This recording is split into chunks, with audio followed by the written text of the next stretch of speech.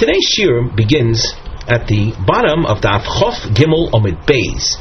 You'll notice where the new parak begins, 5 lines from the very end.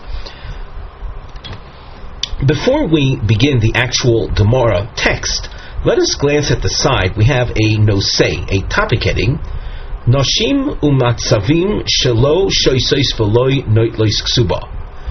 We'll see different types of women, categories of women, or women with different statuses and situations where they do not drink the Sotah water. They also do not receive the ksuba, the financial guarantee that women ordinarily have in the event that they are divorced or become widowed. The Mishnah, Arusa v'shomeres yavam, an Arusa whose husband warned her not to be in private with so-and-so. An Arusa is a woman in her first stage of marriage, after she receives money or something of value from a man that wants to marry her, and she agrees, before they enter the marriage canopy. In the time of the Mishnah, there could have actually been quite a long gap in time between the two. At the first stage, it, however, is she has the status of being a married woman. She's called an Arusa, but at that point, the husband has not yet cohabited with her in intimacy, so they haven't consummated their marriage yet. Nevertheless, he warned her, he was makana her, and likewise the case of a shomeres yavam, her husband died leaving a surviving brother. She hasn't married him in the yibum marriage yet, and he warns her as a yavam. He warns her not to be in private with so-and-so. And they go ahead and violate the warning. Lo shoisais v'loi noitlis ksuba. They do not drink the Sotah water. The pasuk is mima'et them, excludes them from drinking. However, they will not receive a ksuba because they, through their violation of his warning, cause themselves to be prohibited to their potential husbands. Rashi, v'lo notlos ksuba, shehi gorma le'esor atzma olav. She is causing herself to be forbidden. Shenistura achar kinu, that she went into private after he warned her. The mikinu visur lo imit. As far as the powers of kinui and the warning and the subsequent becoming prohibited, she is not excluded. In other words, an Arusa and a shomeres yavam are bound to heed his warning and avoid going into seclusion with another man.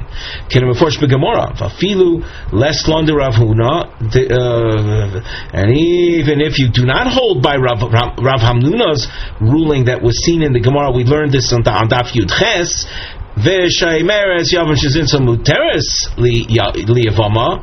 and as a result of not holding from Hamnuna, a shomeres yavam, while she's in that interim state, if she happened to have harlotrous relations with some other man, she'd be allowed to the yavam, the muteres. Granted, she's muteres, she's allowed. Miu lo boi leminsa visha zoina. Nevertheless, he doesn't have to marry a woman like that. V'hi ifsida ksubasa, and by her violating his warning, she's causing her own loss. Well, we continue in the Mishnah. After telling you that the Arus and shomeres yavam do not drink, but you're probably wanting to know what's the basis for their being excluded from the drinking. The drinking, of course, is that process when she's brought to the Beis HaMikdash and drinks the special Sotah waters. They would reveal whether she's innocent or guilty. Why is the Arus and shomeres yavam excluded? Shenemar asher tisteh isha tachas isha. The waters are designed for the woman who behaved improperly, illicitly, while under her husband, meaning she's fully married. This is to the exclusion, prat, the Arusa v'shomeres yavam, to the exclusion of an Arusa or shomeres yavam that are not given to drink because they're not tachas isha. And as we said, though, even though they don't drink, the kinui and stira do have the effect of prohibiting them and causing them to lose the ksuba. The Mishnah goes on with other situations, other problematic situations, we'll say. Almona l'kohen gadol. A kohen gadol, the high priest, is not allowed to marry an almona, but he did in this case. Or grusha v'chutz kohen hedyo. A grusha, a divorcee, or a woman that experienced the shoe removal ceremony with her brother-in-law, releasing her from the yibum bond. She should not marry a kohen, but she did. Next case, you have mamzeres unesina liYisrael. These are people that are illegitimate. The mamzeres is not allowed to marry into the Jewish people. Likewise, the nesinim, a group of people descending from the Givonim, are not allowed to marry, but they did. Ubas Yisrael lemamzer lenosin, or a Jewish girl that married one of them. Loi shoisais v'loi noitlois ksuba. The Parsha of Sotah was stated only in a case of a marriage that otherwise could be upheld, not in prohibited marriages. And they do not receive a ksuba. Even though, and the Rashi points out, in the case of a regular almona, the kohen gadol, where she doesn't violate the kinui and stira, there the Rabbanon don't impose a ksuba loss for her.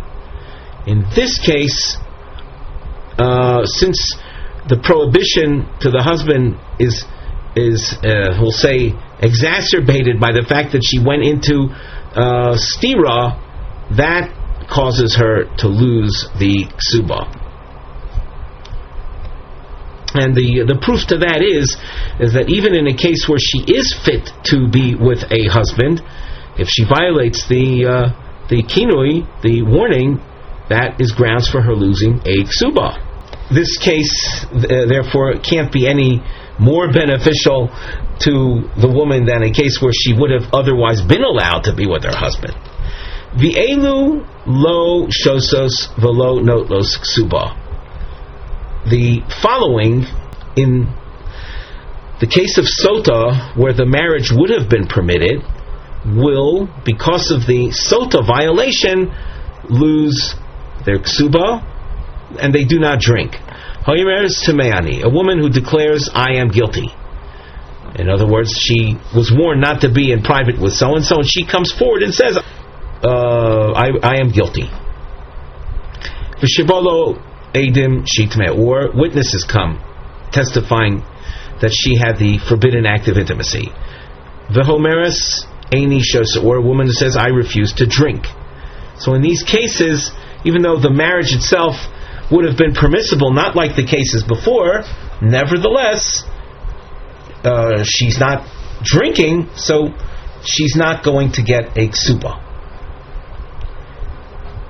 Omar Baila Eini Mashke. A husband says, I'm not giving her to drink. Or a husband who violated the law and en route to the Beis HaMikdash with his Sotah wife, he had intimacy with her when he's not supposed to. Notlos ksuba velo shosos. In these cases, where the husband says, I'm not going to give to drink, or he had relations with her en route, they don't drink. The women do not drink, but they do get their ksuba. Mesu balen ad shaloshasu. If the husbands, let us say the husbands died before the women drank, Beishamai omrim notlos ksuba velo shosos. They are entitled to receive their ksuba payment, and they do not drink. The drinking is designed to enable them to become permitted to return to their husbands, but he died, so there's no drinking. Ubeis Hillel omrim o shosos o lo notlos ksubason. Beis Hillel says that since they're not drinking, they're not going to collect a ksuba. Muberes chaveru menikas umenekes chavero. These are situations where a woman, after having given birth, did not, and her husband, let's say, died. She did not wait 24 months from the birth of the child till remarrying. She remarried, but prematurely. So if whether she's a muberes, whether she's pregnant from her first husband, he now died, or she bore the child, she's in the middle of nursing, but 24 months haven't gone by since the child's birth, they're not supposed to remarry. And if they do, that man is supposed to divorce her. He should not stay with her. Lo shosos velo notlos ksubo divrei Rebbe Meir. They don't drink, and we explained before that the drinking is for a woman in a marriage that's fit to continue, if not for the question of her immorality. But here, it's not fit to continue on the grounds that she's supposed to finish nursing the child for a 24-month period before she remarries. So it's called lo royo eino ruyo lekaimo. So she doesn't drink, and she's not entitled to receive a ksuba. V'chomim omrim yechol u lahafrisho lachziro lachar zman. It's true he's not allowed to continue with her, but that's only temporarily. He can divorce her and remarry her 24 months after the child is born. And therefore, in the mind of the Chachamim, it's a type of marriage that's called fit. She is fit to be with him, just it'll have to be picked up at a later stage. Ailinus uzikena. An ailinus is a woman that never matured properly in the female sense. So she is a type of woman that's not capable of bearing children, of becoming pregnant and bearing children. A zikena, an elderly woman. V'sheina ruya leiled. A woman that's not fit to give birth because, let us say, she drank some type of potion that caused her barrenness. Rashi adds that these kind of women, if a man doesn't have children, he should not be married to women like this. Men are commanded to procreate. So these, of course, let us say he did marry one of these, and she was warned not to be in private with some other man, and she violated the warning. Lo not los ksuba velo shosos. They're not entitled to receive a ksuba payment, and they do not drink. Rabbi Ozer Omer yochol hu liso isha cheres v'lifros v'lirbos heimena. Rabbi Ozer says that a man that married one of these women, if the whole question is childbearing, he marries another woman. In other words, we're talking about the time of history when two bigamous marriages were allowed, and therefore she's fit to remain with him, and as such, according to Rabbi Ozer, she could be made to drink, and she's entitled to a ksuba. Ushar kol hanoshim. All other women, o ishoisas, o lo nozos ksuba. All other women have the option of either drinking, and if they do not drink, they do not get their ksuba. Eishes kohen shoisa muteres labayla. A woman married to a kohen drinks, and if she turns out to be innocent, nothing happens to her, she can go back to her husband. The Gemara will ask the question, is that not obvious? Eishes soris shoisa. A woman married to a soris. A soris is a man who is impotent. He was castrated after he married her.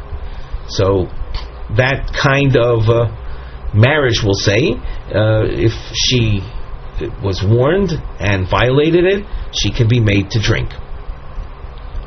Al yudei kol arayas mekanin. Regarding all types of forbidden relations, a husband can issue his warning. In other words, a man could say to his wife, I don't want you being in private with your father. I don't want you being in private with your brother. That's what the Mishnah means when it says even if the subject of the warning is an erva, that's the singular of arayas, the kinui is effective.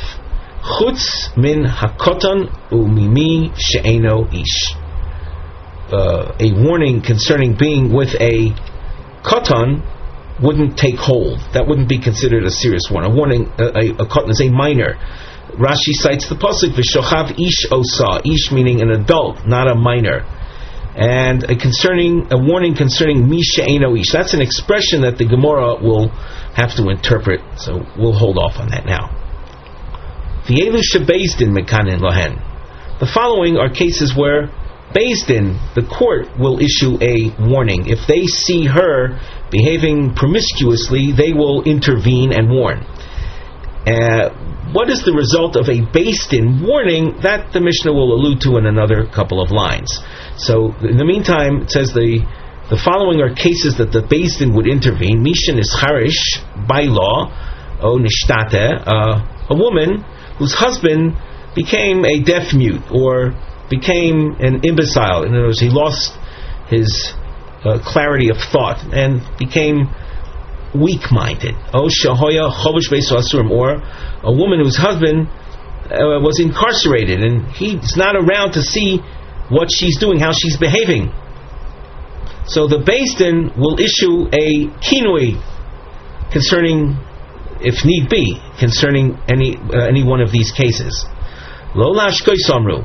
The idea of the Beis Din warning isn't a warning that if she violates their warning, she can then be brought to the Beis Hamikdash to drink the Sotah waters, because the pasuk specifically says, "V'hevi ish es ishto." Only the husband brings her to drink. So there's no drinking, and even if the husband, let us say, gets out of jail, is released from his incarceration, or he becomes sane again, he won't give her to drink based on the court warning. So there's no issue of her drinking in these cases. The effectiveness of their warning would be that if she is found to have violated the court warning, she will lose her ksuba rights. Rabbi Yossi says the court warning is effective to empower the husband when he gets out of prison to take her to the Beis Hamikdash and drink the Sotah water. The topic heading that we have on the side of the Gemara, the Nosei, we also indicate this topic goes till Daf Chof Hei Omen Aleph. Hamekane Arusa v'Shemeres Yavam. One who issues a warning against his Arusa, or a Yavam that issues a warning to the sister-in-law, the Shemeres Yavam. Mishta hu delo shasya. She does not drink, as the Mishnah indicated. Ha kinui mekani law. However, he has the power to issue a formal warning, and if she goes into private, the effectiveness of his warning will be that she will be prohibited to him, and she'll end up losing the ksuba. Minohani mili detonu rabbanon. What is the scriptural source of that which we were taught? So we have a Tanaic source that quotes a pasuk.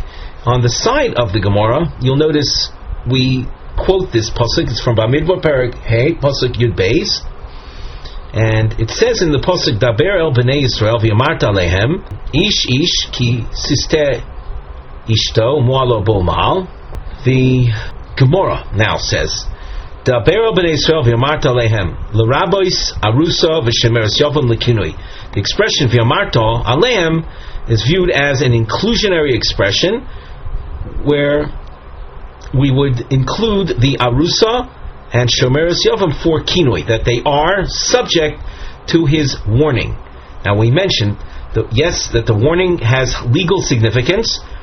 The main difference between these women, shomeres yavam and an arusa, versus a regular wife, is that in these cases there won't be any Sotah water drinking. Umasnisen moni, our Mishnah that says both of these, the arusa and shomeres yavam, are not going to drink. They cannot be subjected to the drinking. Who holds that? Rabbi Yehonasan Berger. This is in accordance with Rabbi Yehonasan, that you'll see the second opinion in this forthcoming Tanaic source. He is memayet both of them from drinking. Desanya. Now we quote from Pasuk Yud Tes.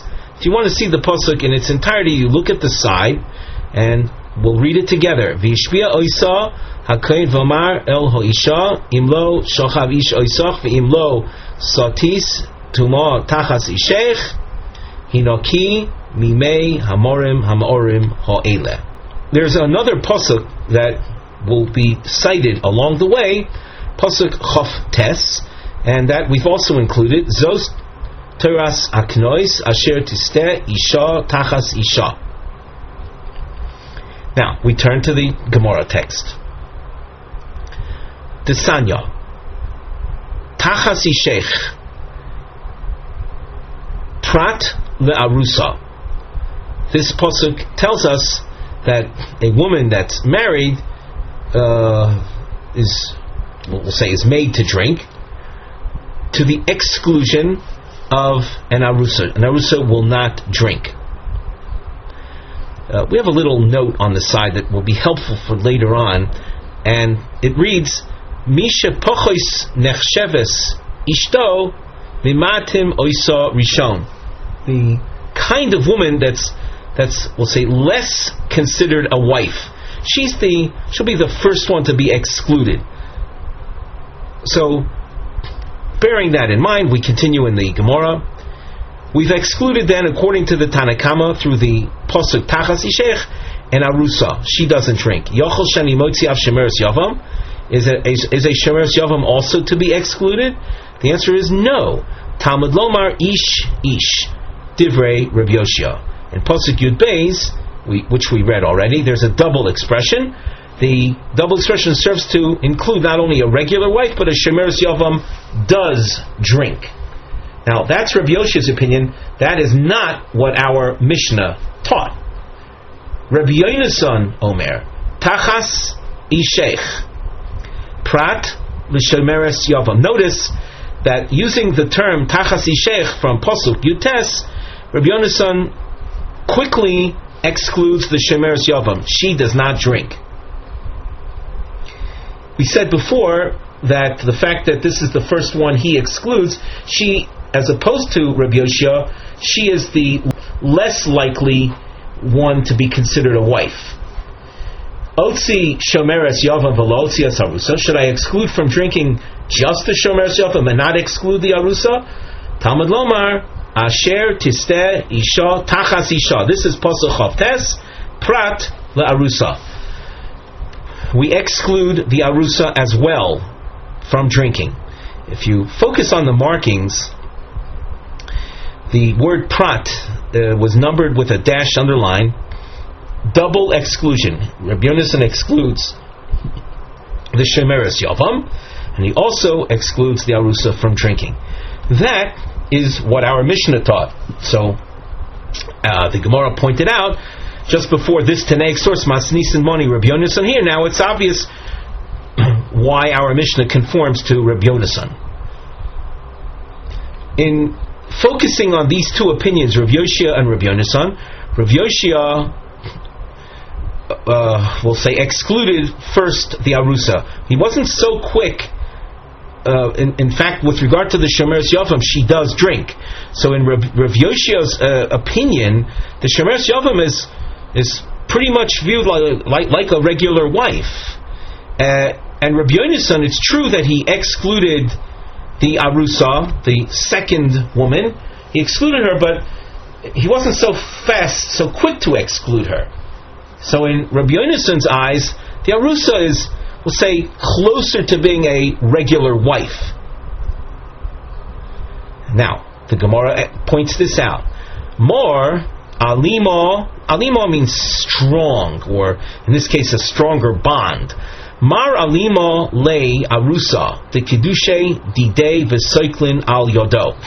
According to Rabbi Yehonasan, he's the first mar, the bond between a man and arusa is stronger than a bond between a yavam and the yavama, because in the arusa it's a marriage that he initiated. It's not like in the case of a shemeres yavam, where the surviving brother is confronting a woman that he didn't initiate the relationship with. That was his brother's wife. The brother had initiated the marriage, not himself, not the surviving brother. And another sign of, we'll say, strength of bond between the arusa and the orus is the fact that if that arusa has intimacy with another man during this period of time that she's called an arusa,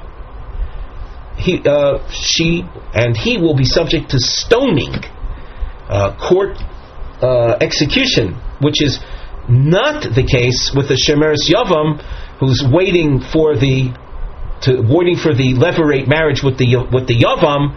If she behaves immorally during that interim period, she's in violation of a negative command, but that's it. And she's overas alalav. There's no skila, there's no court execution. The fact that there's court execution shows it's a very strong type of bond, and hence her waywardness is a very strong violation. Umor, continuing in the more of the other opinion, this is Rabbi Yoshia. Alima le shemeres yavam de lo mechsir mesir lechupa. The shemeres yavam, with regard to Rabbi Yoshia, she actually is made to drink, and making her like a regular wife. And the reason for that is that the yavam, in order to, let's say, consummate the marriage, all he does is has intimacy with her. There's no need for the chuppah, for the marriage canopy procedure, so that there's very little between him and her in terms of their completing their marriage. It's like almost a complete deal.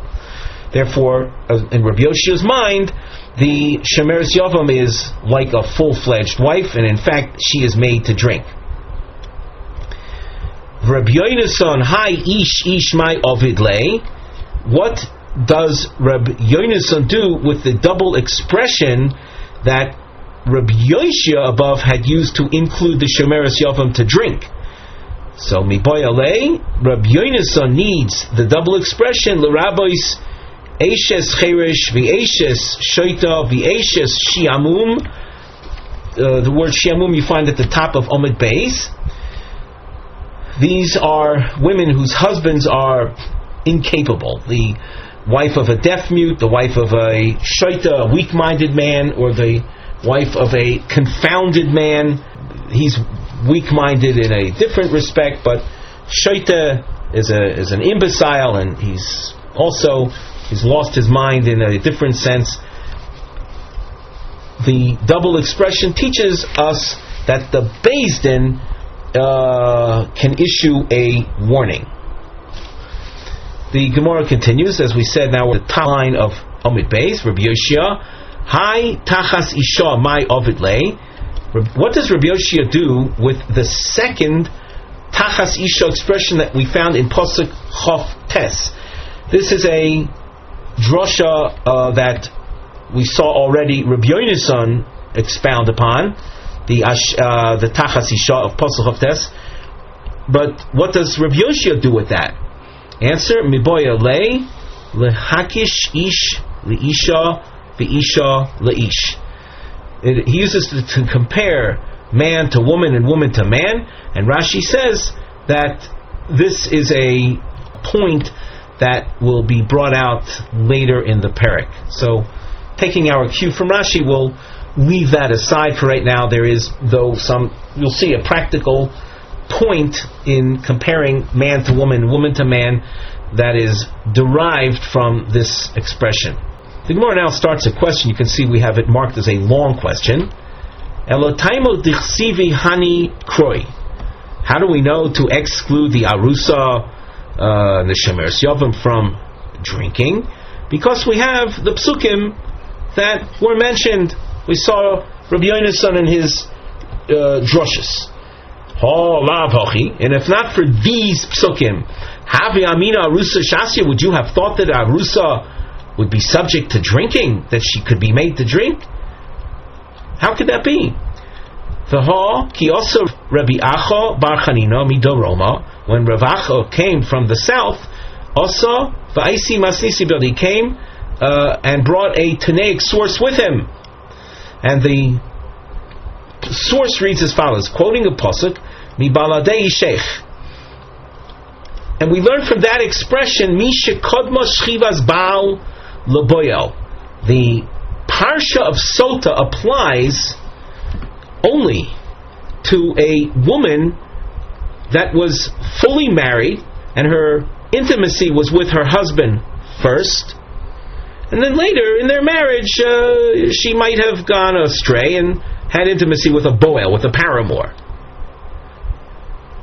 That is the model, the archetype for Sotah. V'lo shekodma shchivas boel lebal.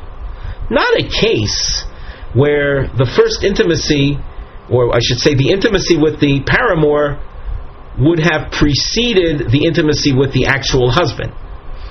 Now, so what's a case of that where the intimacy with the paramour would have preceded the intimacy with the husband? That's the case of Arusa. And Arusa, as we said earlier, is a woman that agreed to marry a man in exchange for receiving something of value, money or something of money equivalency. But they haven't had intimacy yet.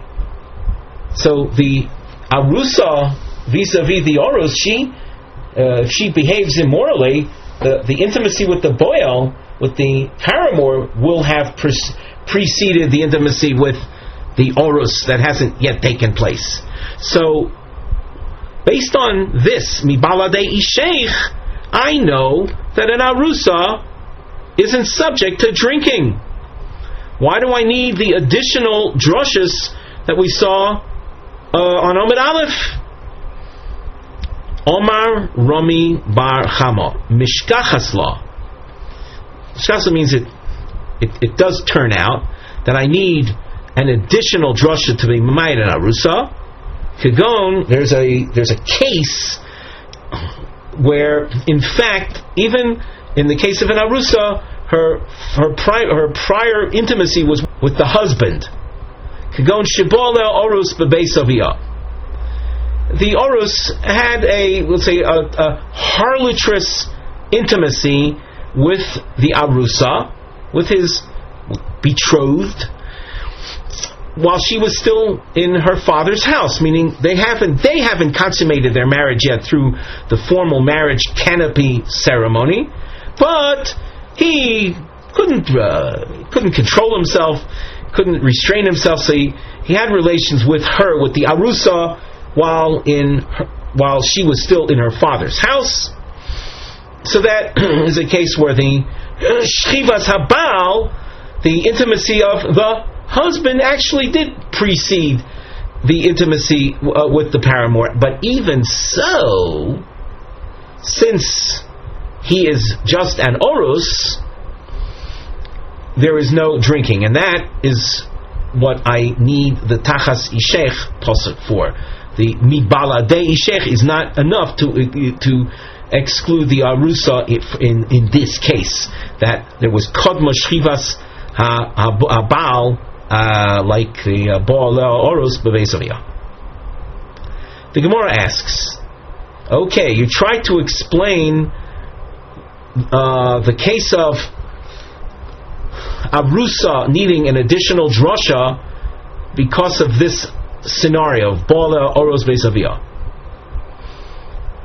But is it not so that together with the Arusa we were also teaching the case of the Shemeres Yavam?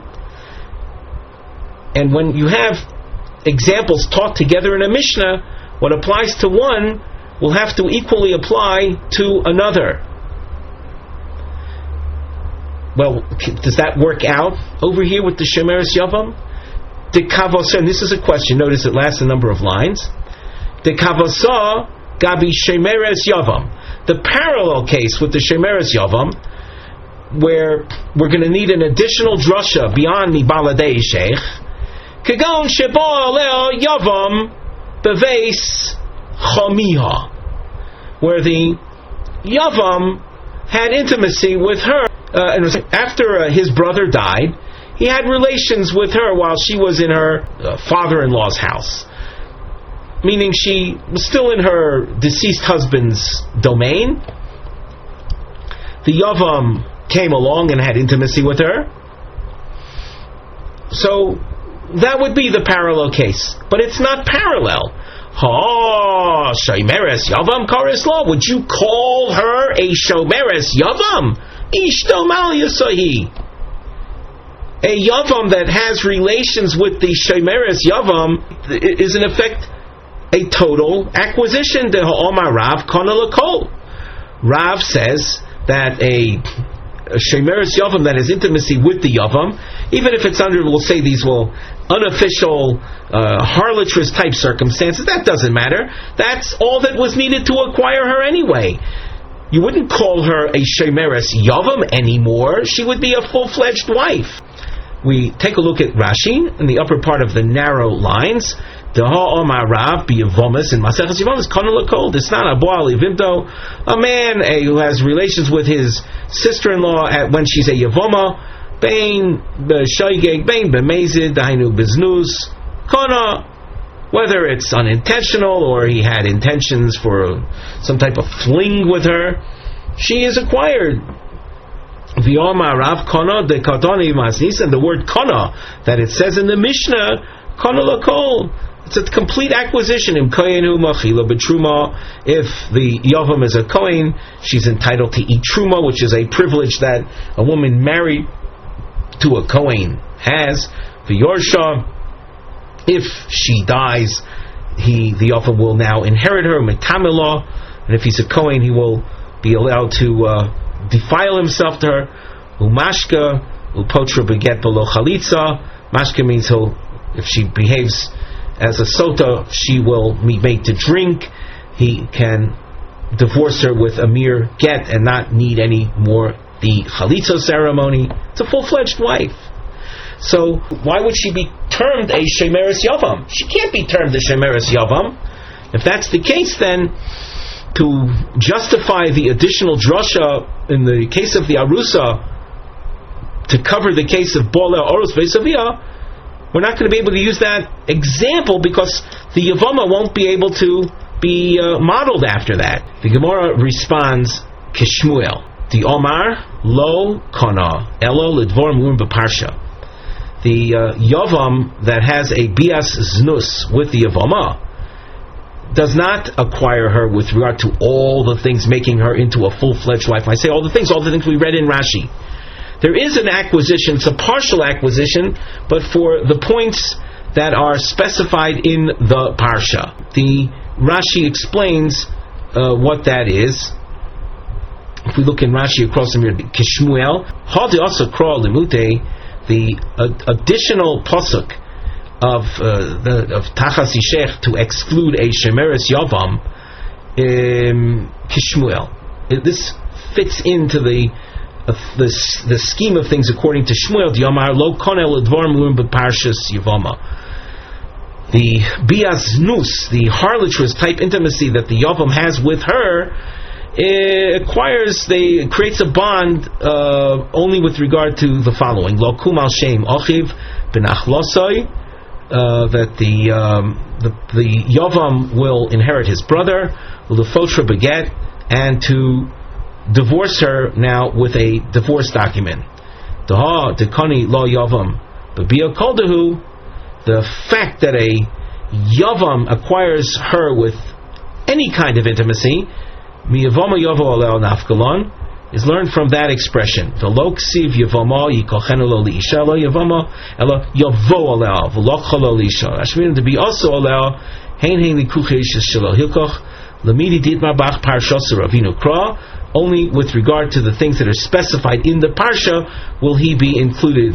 Nisuan halolo elomidi achrina, but for other things that are not specified in the parsha, lav nisuan ninu. It's not considered a marriage. Uma omu b'parsha. What is stated in the parsha there, where it says Yavama Yavo Alel? 1. Poter michalitza de yibum. Number 2. V'yokum al shem ochiv shiur nichsei ochiv v'ein echov chokin imo. The relationship at this point with a Bia Kolda, with this harlotrous type relationship, removes the need for Chalitza if he separates himself from her, and he inherits the brother.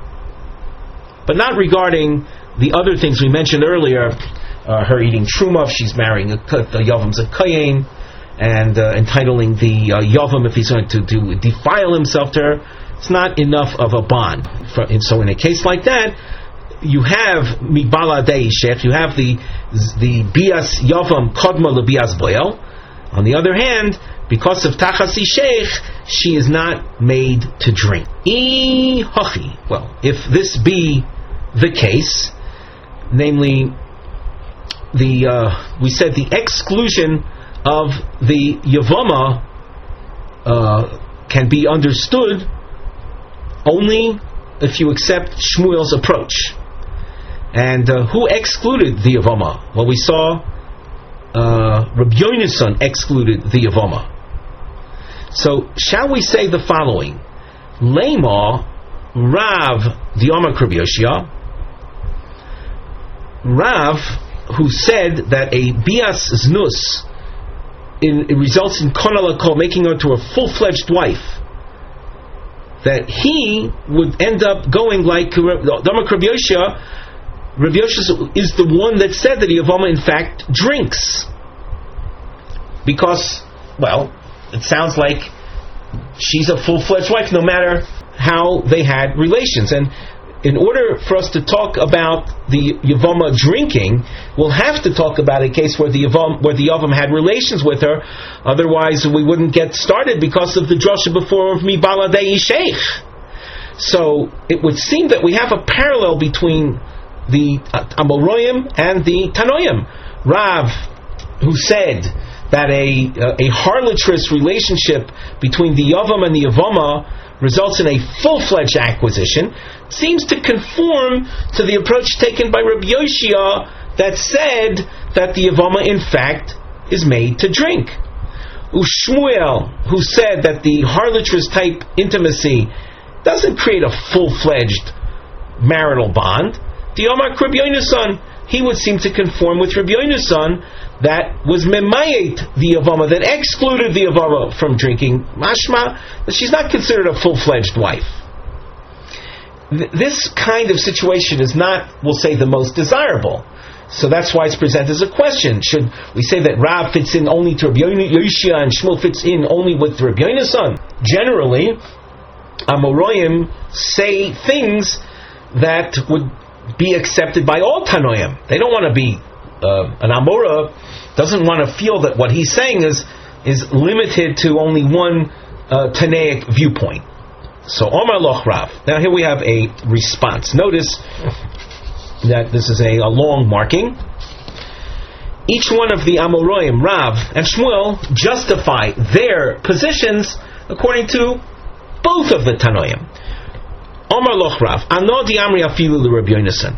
As far as Rav is concerned, it's clear that he said Konal Kol fits in very smoothly with Rabbi Yoshia. Rabbi Yoshia makes the Shomeres Yavam drink. But Rav says, no, listen, what I said is something, I said Konal Kol fits in well with Rabbi Yehonasan as well, who excluded the Yavama from drinking. From the fact that Rabbi Yehonasan needed special, I call it pasuk power, scriptural power to exclude her from drinking, it must be that in principle she is a full-fledged wife. That's what Rav said, Konal Kol. And just on a technicality, because of this Gezeres HaKasuv, she does not drink. But it says, as far as Rav is concerned, Rabbi Yehonasan is excluding her only on we'll call it technicality. Let's take a look how Rashi presents this. 3 lines from the bottom. Ano di Amri afilu Rabbi Yehonasan. I, says Rav, can fit into Rabbi Yehonasan too. Now Rav said Konal Kol, that a harlotrous type fling that a Yavam has with the Yavama is a full acquisition. So that Rav says can fit in even with Rabbi Yehonasan. V'kol shekein Rabbi Yoshia, certainly according to Rabbi Yoshia, who makes her drink. The fact that Rabbi Yoshia used a pasuk to include her, lava dafka, you don't really need a pasuk asmachta b'yama. It's simply a reference point. It's not an actual source. The main purpose of the double expression of ishish is to introduce the idea of based in being mekanef in the case of the wife of a deaf mute or an imbecile. Let's continue on to Daf Aleph. Shmuel Omar. Shmuel, who mentioned that the bias znus between the yavam and the yavama doesn't create a full acquisition. Ano diamri afilu Rabbi Yoshia. My point is something that even Rabbi Yoshia could agree with.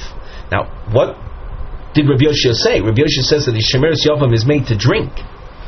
From the fact that Rabbi Yoshia needed a special pasuk to include her for drinking, without that she wouldn't drink. It must therefore be concluded that she's really not his wife at all. And that's the idea that Shmuel was teaching. If not for a special scriptural reference making her drink, she wouldn't drink. And that's exactly what Shmuel had said. That's not konolokol. It's not a complete acquisition. With that, we conclude our shiur for today.